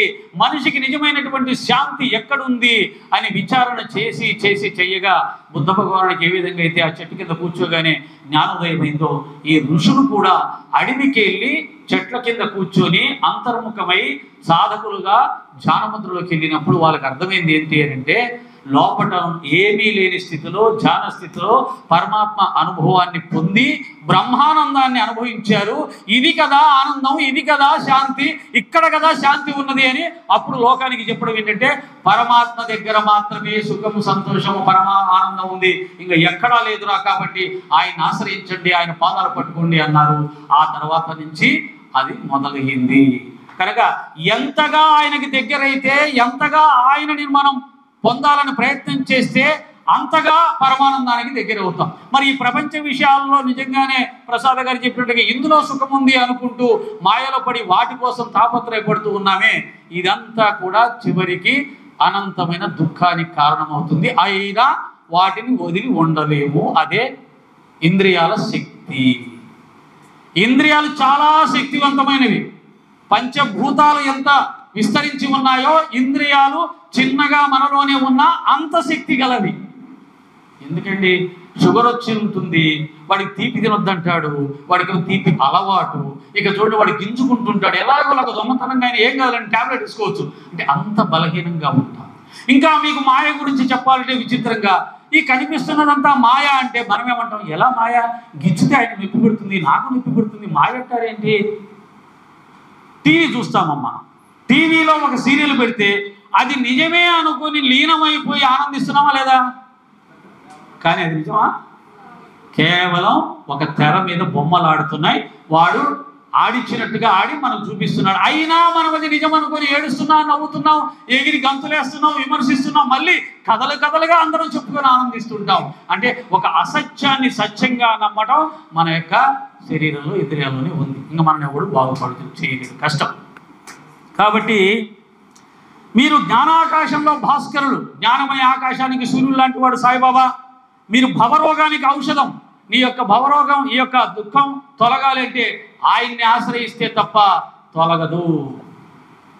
భక్తులకు పవిత్ర గంగాజలం. మీరు జగత్తుకు ఆది కారణులు. అంటే ఇవన్నీ ఆయన ఊరికి పదాలుగా రాయలేదు, ఆయన తత్వాన్ని అర్థం చేసుకునే రాశాడు. ఇక్కడ మళ్ళీ సత్యం, ఇంకో సత్యం చెప్పుకోవాలి.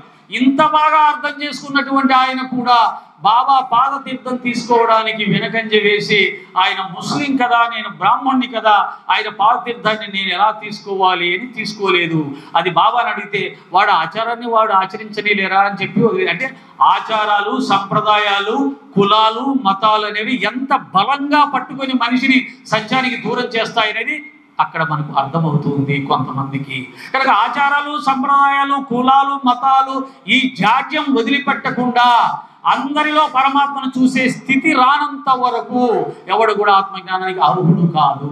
అది మనకు దాసగారి మహారాజులు ఆ స్థాయిని పొందలేదు. కానీ ఆయన పొందింది ఏదో పొందాడు, కానీ ఆ పరిపూర్ణమైన స్థితిని పొందలేకపోయాడు.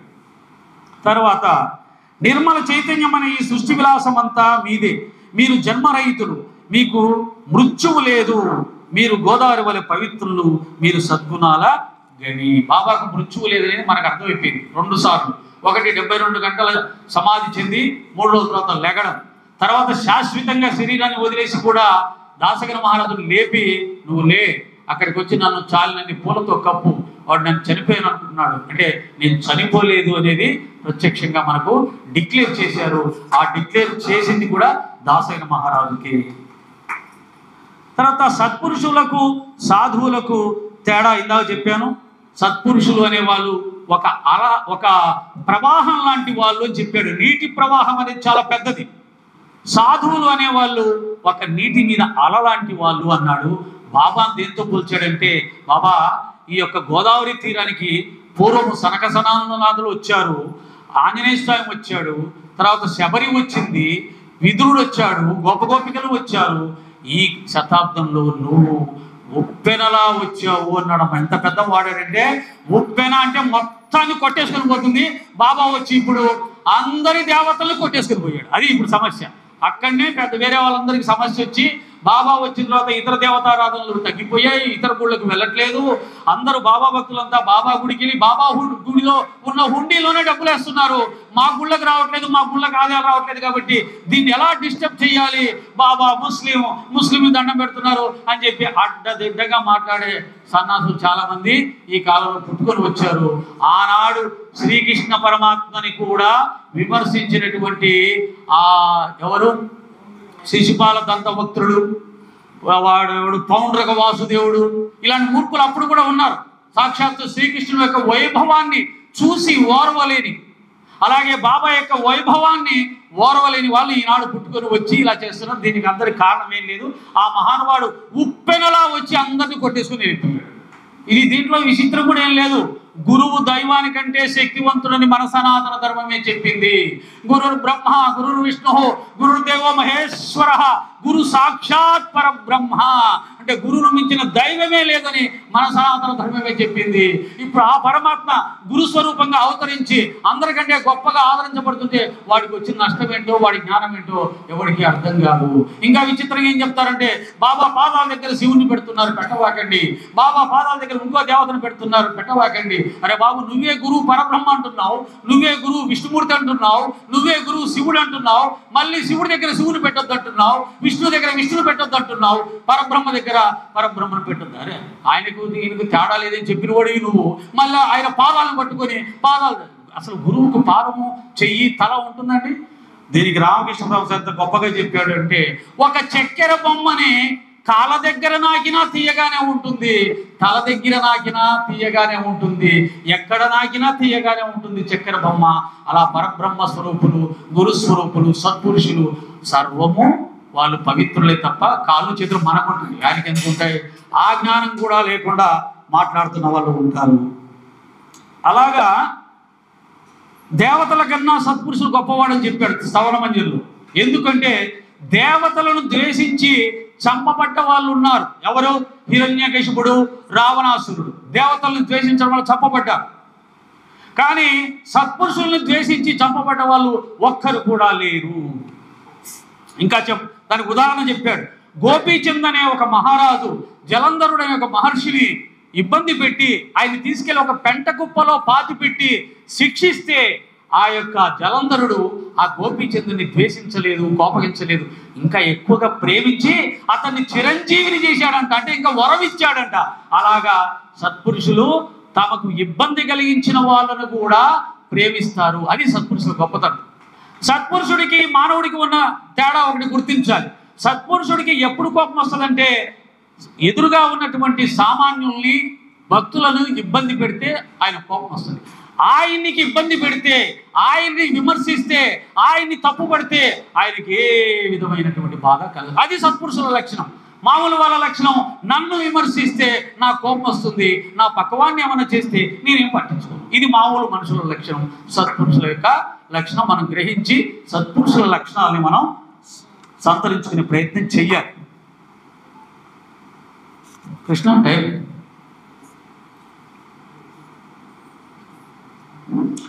ఇలా చెప్పుకుంటూ పోతే అన్ని హారతులు ఎలాగో ఇదైనంతే ఆధ్యాత్మికం అలాగే ఉంటుంది. దానికి టైం పెడితే అలాగా అని మైనంబడి గారు చెప్పింది నేను చెప్పాల్సి వస్తుంది. మీరు టైం పెట్టకపోతే మా పరిస్థితి ఎలాగా, మేము కూడా ఇంటికి వెళ్ళాలి కదా అని మీ దగ్గర నుంచి కూడా సమాధానం వస్తుంది. కాబట్టి ఇది మామూలే. సత్పురుషులు సూర్యనారాయణ లాంటి వారు, వారి కృప జ్ఞాన ప్రకాశం. వారు చల్లని సుఖాన్నిచ్చే చంద్రుని వంటి వారు, వారి కరుణ వెన్నెల వెలుగు. సత్పురుషులు కస్తూరి వంటి వారు, వారి కృప పరిమళం వంటిది. ఇలా సత్పురుషులు అనేకమైనటువంటి సుగుణ లక్షణాలు ఉంటాయి. మనం సత్పురుషులుగా ఎదగాలంటే ఆ లక్షణాలని సంపాదించుకోవాలి. సాధన అంటే ఊరికే వచ్చేది కాదు. ఆత్మ ఆత్మ ఆత్మ ఆత్మజ్ఞానం అంటాం. ఆత్మ యొక్క లక్షణాలు ఏవైతే ఉన్నాయో ఆ లక్షణాలను ఆచరించినప్పుడే నీవు ఆత్మకు దగ్గరే ఆత్మస్వరూపంగా మారిపోతావు. ఆత్మ లక్షణాలను నువ్వు పుణికి పుచ్చుకోకుండా నువ్వు ఆత్మను పొందే అవకాశం లేదు. కాబట్టి ఉన్నదల్లా కూడా అంటుకున్న మురికిని శుభ్రం చేసుకుంటూ వెళ్తే స్వయంగా ఆత్మ అక్కడ ప్రకటమవుతుందని 39 అధ్యాయంలో బాబా గారు మనకు చెప్పారు. కాబట్టి ఈ యొక్క సత్పురుషుల యొక్క లక్షణాలు తెలియజెప్పడంలో బాబాని ఆయన సత్పురుష శ్రేష్ఠుడిగా భావించాడు. కొంతమంది దాసగిరి మహారాజు కానీ హేమడ్ పంత్ మహాశయుడు కానీ అప్పుడప్పుడు బాబా గారిని సత్పురుషుడిగా భావిస్తారు, సత్పురుషులు శ్రేష్ఠుడిగా భావిస్తారు. రాను రాను హేమాడు పంత్కి బాబా గారు సాక్షాత్తు పరబ్రహ్మ అనే భావాన్ని కలిగింది అని చెప్తారు. కానీ మనకైనా అంతే. ఆనాడు ప్రాక్టికల్గా వాళ్ళు ఉన్నారు కాబట్టి శరీరంతో ఉన్నప్పుడు మైనంపాటి గారు ఏంటి, కృష్ణ ఏంటి, లేదా ఇంకోటి, వీళ్ళలో కొద్ది జ్ఞానం ఉండవచ్చు. కానీ మనలాగే ఉన్నారు కదా అనే ఒక భావన ఎప్పుడూ ఉంటుంది. ఎంత గొప్ప మహాత్ములైన కృష్ణుడిని ఎంత దగ్గరగా చూసినా కానీ అర్జునుడికి నాకంటే కొంత శక్తివంతుడు, నాకంటే కొన్ని విషయాలు తెలుసు అనుకున్నాడు. కానీ విశ్వరూపం చూపించినప్పుడు కానీ తెలియలేదు కృష్ణుడు అంటే ఎవరు. అప్పటిదాకా బావా బావా అన్నవాడు విశ్వరూపం చూడగానే ఇక చాలు, నా వల్ల కావట్లేదు అన్నాడంటే జ్ఞాన నేత్రం కలిగినప్పుడు చూసే పరమాత్మ స్వరూపం వేరు, ఈ యొక్క అజ్ఞానంలో ఉంటూ బాబాను అర్థం చేసుకునే స్థితి వేరు. సరే, ఇవన్నీ కూడా నిజానికి చాలా పెద్ద పెద్ద విషయాలు. కొన్ని వేల లక్షల మందిలో కూడా ఆ అసలైన పరిపూర్ణమైన తత్వాన్ని తెలుసుకుందామనే ఆలోచన శ్రద్ధ కలగడం కూడా కష్టం లక్షల మందిలో. ఆ కలిగిన తర్వాత దాన్ని పొందడానికి చేసే సాధనలోకి ప్రవేశిద్దామనేది అప్పుడు కృష్ణుడు చెప్పినట్టుగా అంతమందిలో మళ్ళీ ఒకడే చేరతాడనేది. మనందరం దేనికి అదృష్టవంతులం అంటే ఆ పరబ్రహ్మతత్వాన్ని, పరమాత్మ స్వరూపాన్ని, సద్గురు లక్షణాలని శ్రవణం చేసే భాగ్యాన్ని పొందాము. అది మన అదృష్టం. ఈ అదృష్టం కూడా మనని ఊరికే వదిలిపెట్టదు.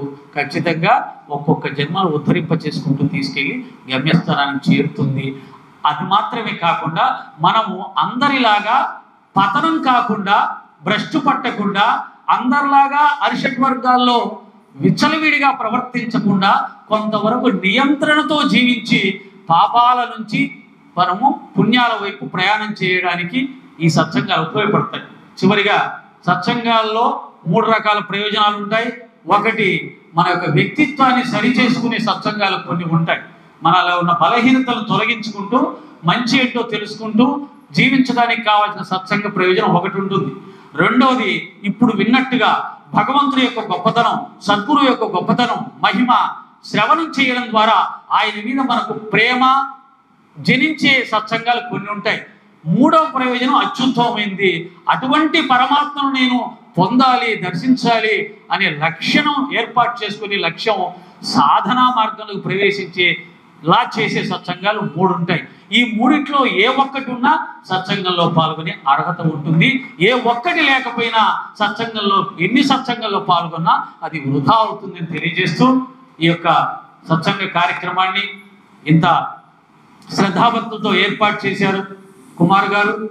అదే శ్రద్ధాభక్తులతో మీరందరూ కూడా ఎక్కడా లేని విధంగా ఆఫ్టర్ మీల్స్ కూడా 90% ఇక్కడ కూర్చొని బాబా గారి మీద ఉన్నటువంటి మీ యొక్క ప్రేమకు, శ్రద్ధకు, భక్తికి నిదర్శనంగా మీరు ఇక్కడ కూర్చోవడం అనేది కూడా మళ్ళీ మళ్ళీ సత్సంగాలు చెప్పాలి అని అనుకునే మాలాంటి వాళ్ళకి ఒక గొప్ప ఉత్సాహాన్ని ప్రసాదించిన మీ అందరికీ శిరస్సు వచ్చి నమస్కరిస్తూ బాబా గారి దగ్గర మీ అందరి దగ్గర సెలవు తీసుకుంటాను.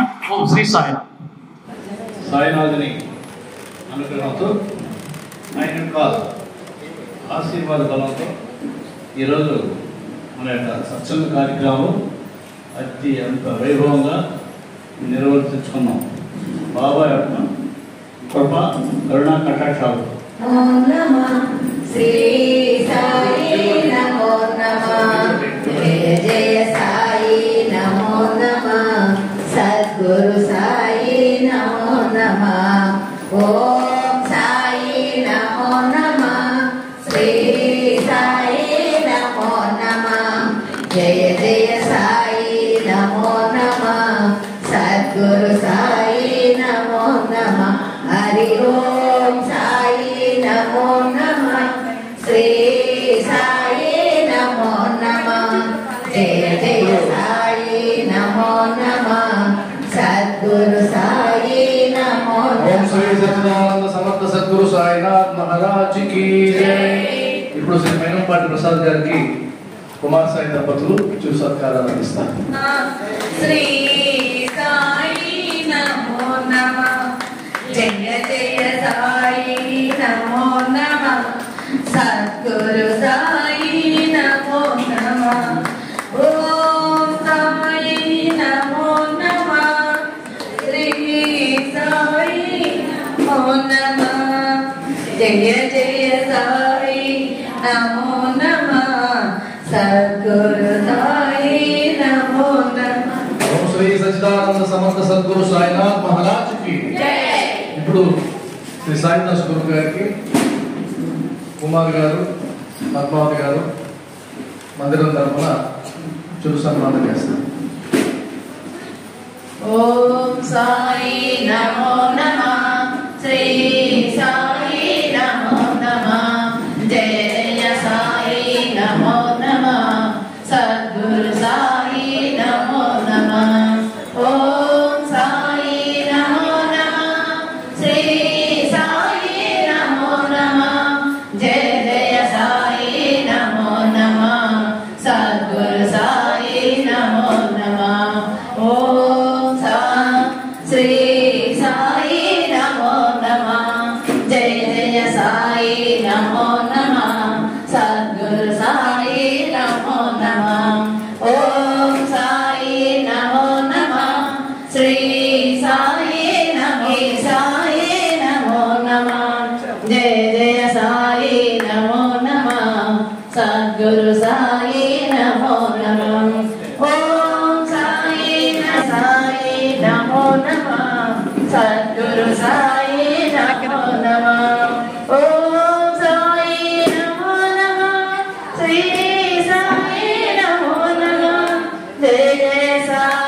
नमो नमः सद्गुरु साई नमो नमः हरि ओम